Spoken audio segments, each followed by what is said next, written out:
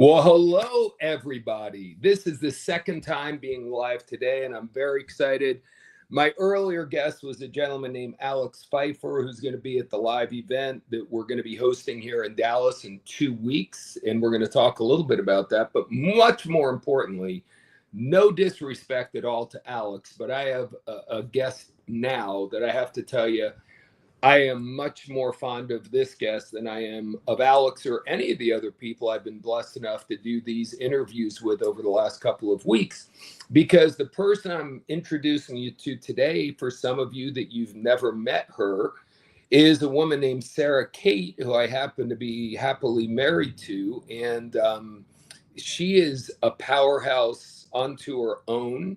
And for many, many years, she did female empowerment, where I met her in South Africa, and now she's stepping into that place here in the United States. She's had a much wider background than that, though. So the first thing I want to do, like I do with any guest, is introduce Sarah Kate Accetta. And Sarah, once you get on here, I would love it if you would tell anyone who doesn't know who you are, what your background is, and how you got to where you are today. Hey, my love. So, gosh, where do I begin? I am originally from South Africa. I had the great privilege of representing South Africa on the international stage. Was first runner-up at Mrs. World, who I wanted to win, but it was such a privilege, such an honor. And then after that, I just shifted my career. I was still modeling professionally, but what I wanted to do was really just lean into women and just empower them to become the best versions of themselves. And I didn't realize it, but I just found it like that was my calling in life. It's my passion, it's my purpose, and truly nothing sets my soul on fire more than working with women, helping them shine, helping them refine. And yeah, I love it. That's awesome. So, going back, I know you did a very fast version, but, growing up, you came from a home that mom and dad separated. Things were not ideal there. And then, you really worked hard to put yourself through school for a while. And then you went from being the receptionist in the modeling firm to being on the cover of what, 30 or 40 magazines. So tell us a little bit about your modeling career and all that. Yeah, so I grew up in a physically abusive home. I was very, very grateful when my mom finally had the courage just to say enough was enough. But when I do look back at that chapter of my life, I just realized that it was giving me resilience, grit, determination, high independence. And so I entered a beauty pageant at 18 because I just wanted to win the car. So it was called Miss Sharks, and I knew absolutely nothing about rugby whatsoever. And so I just learned everything as fast as I could. I won, I got the car. I had wheels. I was going to go out and work. And so one of the jobs I had, I was waitressing, I was managing a restaurant, I was teaching modeling classes, I was the receptionist at a modeling agency. I was just firing on all cylinders because I just wanted financial independence.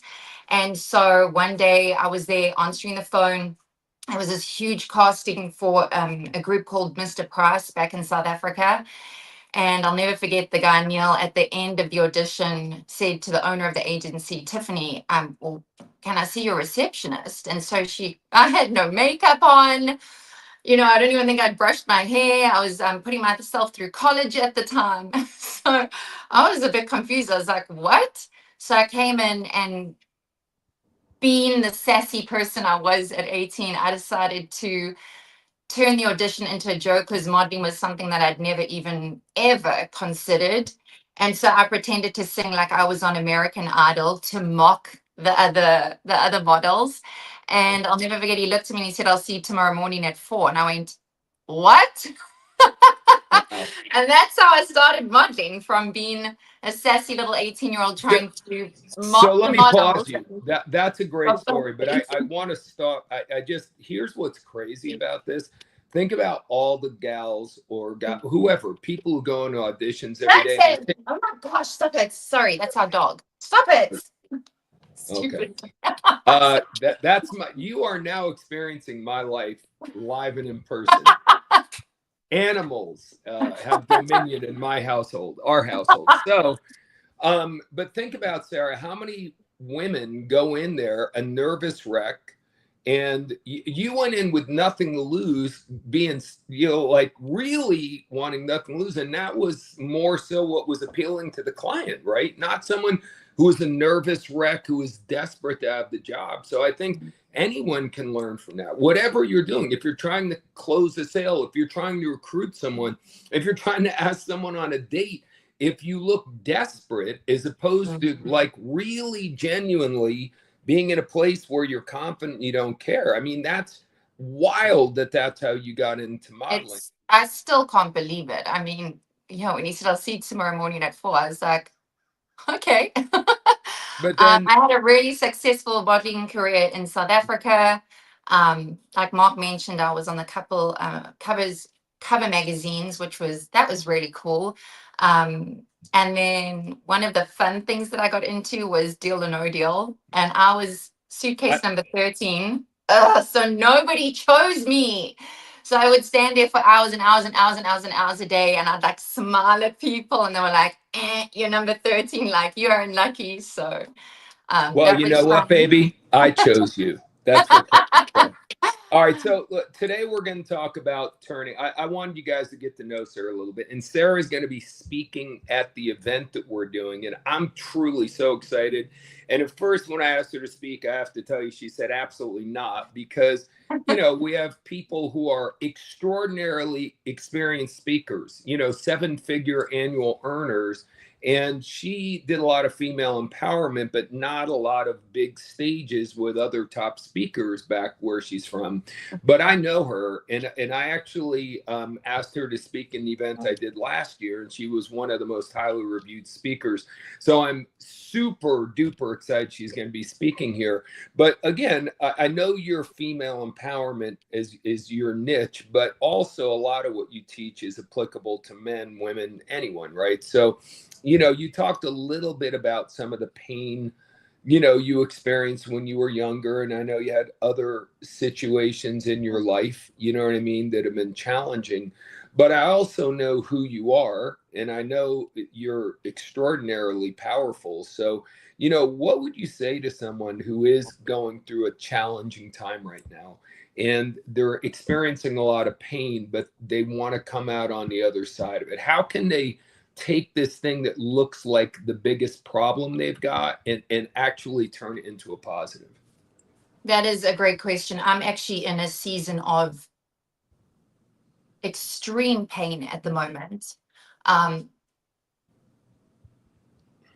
Just recently, the boys lost their biological father, and trying to navigate my own grief and trying to navigate the boys' grief is just still so raw, and it's so surreal sometimes. And the sting for me comes every time where it's, Matthew just went to the Dallas Cowboys football camp, and instead of that moment, Dustin, come here.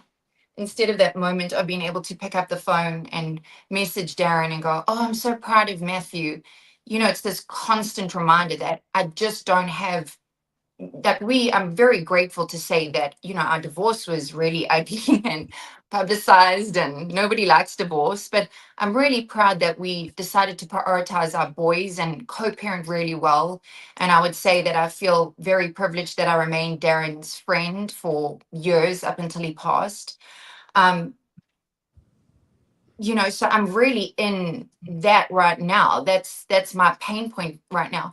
But what I've decided to do is convert that and repurpose it.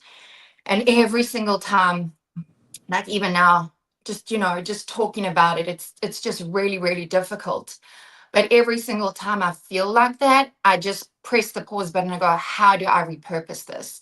How do I convert this into something that's going to be beneficial? And it absolutely doesn't seem like it's possible sometimes. But when you truly just take a step back and try and look at what can I control, what can I not control, and some pain is actually self-inflicted and some pain is external. So you need to separate the two and truly look at what can I do, what is absolutely, there's nothing I can do. And so every single time I get sad, I just remind myself I still have breath in my lung, I still have purpose, and I'm still an example to my children. So, do I cry in front of my children? Absolutely, yes. But has this reignited this urgency in my life? I think pain can also bring about an urgency where you're going, I just have to get stuff done. And that's part of my grief process, is that the death of Darren has now converted to me going, I'm going to stop playing small in America. I'm going to say yes to opportunity. I'm going to be more driven, get up and truly like attack the day like I used to. No longer feel sorry for myself where I feel lonely or isolated in America. It's like enough is enough. We have one chance to live. We've got one opportunity to make our goals and our dreams come true. So just that's it. It's like I think when there is sickness or when there is death, and I'll talk about Marky who survived cancer. But when there's sickness or there's death, I think what it truly just brings out in that pain is that you just can't live a shallow life. You just have to really deep dive into what are my priorities, what are my dreams, what are my goals, what are the actionable steps that I need to do in order to make that happen. And I'll never ever forget when my eldest was 15 months old and he was diagnosed with kidney cancer. And we were in the hospital for about a year. I have never felt pain like that. To be a parent, watching your child suffer and suffer at the mercy of chemotherapy and everything that it does. For me personally, that was the most excruciating pain I have ever experienced as a human. And so I was in the trenches with my son. I'd pray all the time to God, like, let the miracle be that I get the cancer. Like, let the miracle be that the cancer transfers to me. Like, I cannot bear seeing my son losing weight, losing his hair, vomiting. It was hell. It was absolute hell on earth. And once he was fine and the chemotherapy stopped and he was fully healed, I took that pain and I converted it to being able to use it as purpose and go to hospitals and go to the moms, go to the aunts, go to the uncles, whoever the caregiver was, the grandmother. I was able to go to the pediatric oncology units in various hospitals in South Africa and say to them, I understand what you're going through. And I think one of the most beneficial things we can do when we've ever experienced pain is once we've through it and once we've learned the lesson from it, because pain is a great teacher. I think that's where we can truly, I personally believe this is the point in life, like help other people. Like it's not that you just sit with the pain and you're like, okay, whew, I'm over that chapter. There's just going to be a hamster wheel of different types of pain. It's inevitable that we're going to have pain in our life. So once you have gone through it, got the lesson, then you're able to go and share and impart with someone else. Maybe you had a strength or a resilience or a grit or something that you just didn't know you had. And when you are sharing that with someone else, you're helping accelerate them get from their pain to the purpose. That that's great. So let me start. That was all obviously amazing, and I do. We're only going to have so much time today, everyone. You're going to want to hear more of her story. She alluded to this, and Angel and everyone, thank you for being on and making comments. I just can't wait to unveil my wife to the world at this event. It's going to be so cool. But not only did she go through difficult childhood, tough times getting divorced and all that, obviously the what you went through with her firstborn, she just explained. But when she legally immigrated to America a couple years back, she wasn't able, you're not allowed to work. It was almost 2 years. She couldn't drive a car. She couldn't work. She left all her friends behind, left all her family behind. And, no matter what I was doing, it wasn't enough. And she went through a really tough time period. And of course, she poured into me, into the boys, and she did everything she could, but it was very draining. So what I know is going to be so great about what she's going to bring to people is she's living this stuff. Like it's fresh, and she's finding a way around all of it, not just around it, but she's coming out of it on the other side, truly like a caterpillar going into a cocoon and coming out as a butterfly. And I mean that from the bottom of my heart. And what you said, I think, Sarah, is so important for people to just get out of this is it's the controllables and the uncontrollables. Like, it was uncontrollable that Marky got cancer. You couldn't do anything about it. It was uncontrollable for you as a little girl that your dad was physically abusive, but you control what you can control. You know, we can't control what people do to us. We can control how we respond to what people do to us or what situations we have in our life. And I'm just sitting here watching you do that, like, literally in real time, and seeing how phenomenal you're dealing with everything. And I know that the what you've already done for your previous clients and how you've already used your past experiences to help so many women and empower so many women. But I know what you're going to do moving forward here in the United States, in a much bigger market. It's going to be much bigger. I'm telling you, I know it without a shadow of a doubt. I'm just going to go, oh yeah, I knew her before. Like, You do know me. I knew her before she had 1 million followers, believe it or not. But we got to wrap up because we have to keep these short and sweet. But what would you say again to someone who I know you literally are unbelievable, the transformational work that you've done with a lot of your clients. So give us like one piece now, and then the rest they'll have to wait for at the event. But give us one real solid thing that you would share with someone who's trying to dramatically increase their where they are from to where they want to get to. I would just say that pain, when you define what it is in your life, I think that's where it can become an unbelievable motivator. And I say to everybody all the time, my if I could have a superpower, it would be retrospect.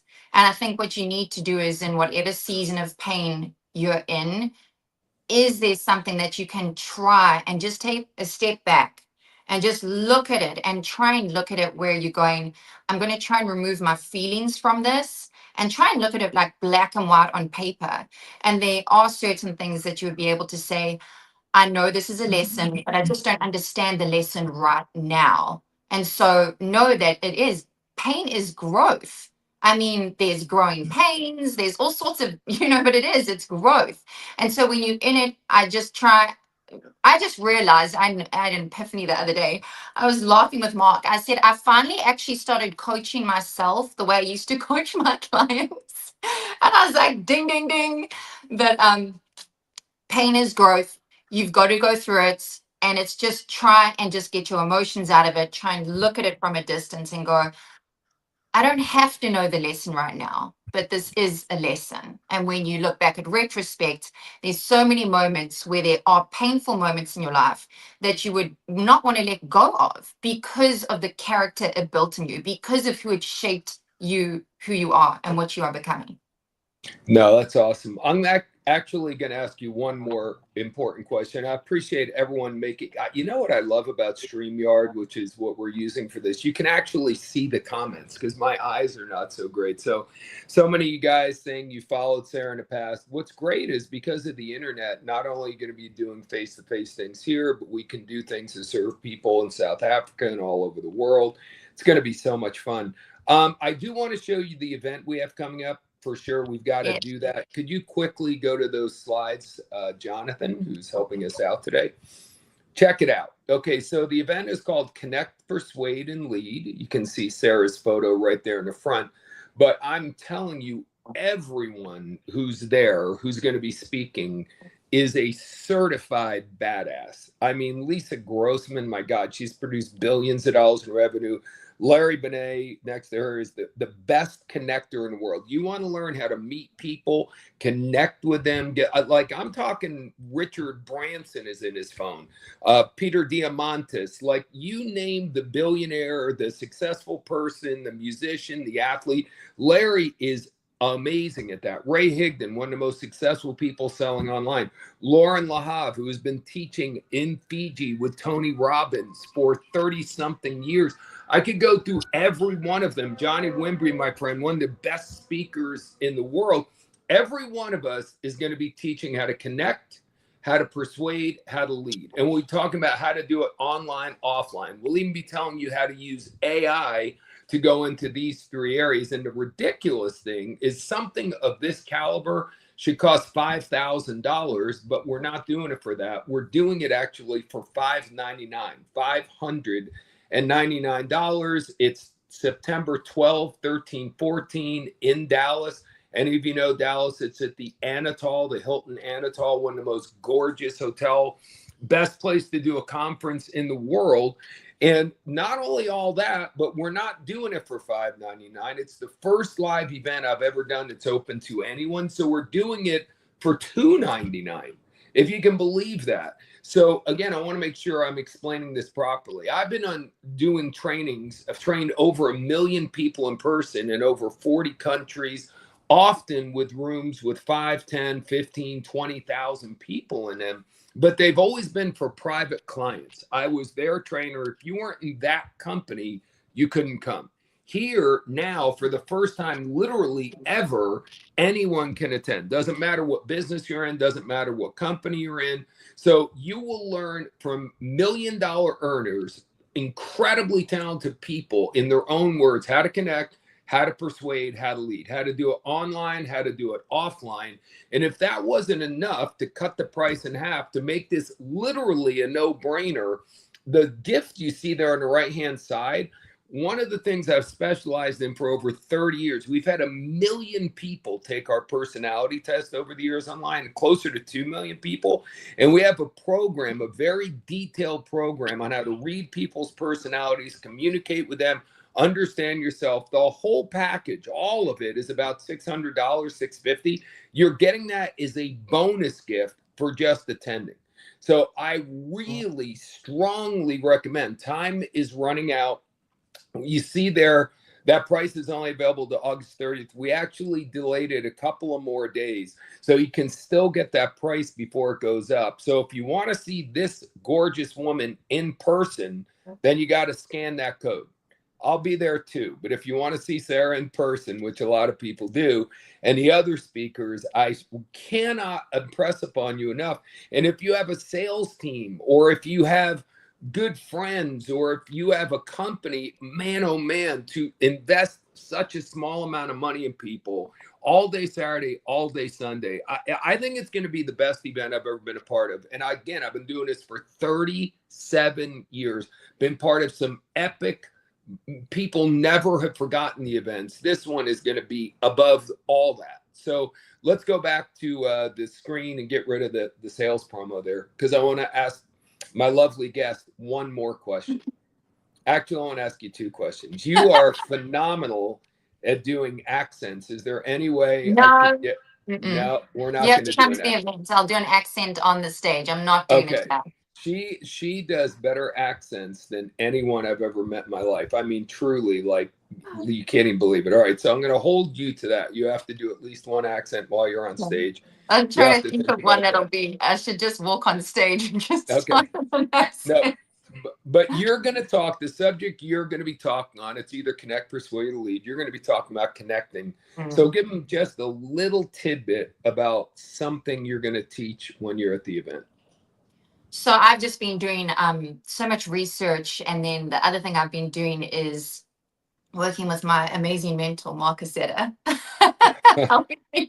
And connection truly is just, for me, just the most important topic, because it is the foundation on which you're going to stack all the other information over the event. And once you hone that skill, and once you've got it mastered, it's truly like unlocking just this amazing, huge door of opportunity. So I'm really, really excited to be sharing on tips and tricks, how to do it properly, how to not do it. I think that's also important. But connection for me really is, like I said, it's the fundamental. And then once you get that right, it's like riding a bike and then getting to motorbike. And then it's like, getting to flying a jet by the time this event is going to be done. I love it. And I know one of the things you're going to talk about, if I can share, is how you connect with females as opposed to how you connect with men. Absolutely. And then also talk a little bit to the men about how they should be connecting to women, because most of them don't do that very well at all. So this is, again, I want to be very clear. This is practical No bullshit information. This is, don't do this. If you're doing this, you're costing yourself customers, you're costing 100%. yourself long-term relationships, and network does equal net worth. And the cool thing is you'll get a PhD on connecting. I'm telling you that, I know for sure, but you're also going to get a PhD in persuasion and a PhD in leadership all in the same damn weekend. So that's what I'm saying, guys. For that low price, I really, please, if you like what you saw here today, spread the word. Please send this to someone, forward it to someone, tell them to come to the page and watch it, whatever you can do, because we really do have a lot of value to add. That there again is the link if you want to get registered, and I'm assuming you do. And then go ahead and take advantage of that 50% off and the gift that we're offering for a couple more days only. And I promise you one last thing. Our dog, who's been roaming around behind her Dutton, will not be at the event. So the dog will not be distracting the speakers. That's all we got for right now. I've enjoyed interviewing all of the speakers. I have one more to go next week. I'm going to be talking to Larry Benet, who was our latest addition as a speaker. But I have to tell you, again, no disrespect to everybody else who was amazing. You have been my favorite interview so far. You're ridiculous, my love. You're I biased. am. I You need am to get a kiss ridiculous. just now. That's why. Yeah, I think everyone who was coming isn't coming anymore. Okay, only teasing. All right, thank you so much for being part of this. Go ahead and share the word and come see us in Dallas. If nothing else, come see Sarah. I'm telling you, she's going to blow it up. Have a great day. God bless, and we'll talk to you soon.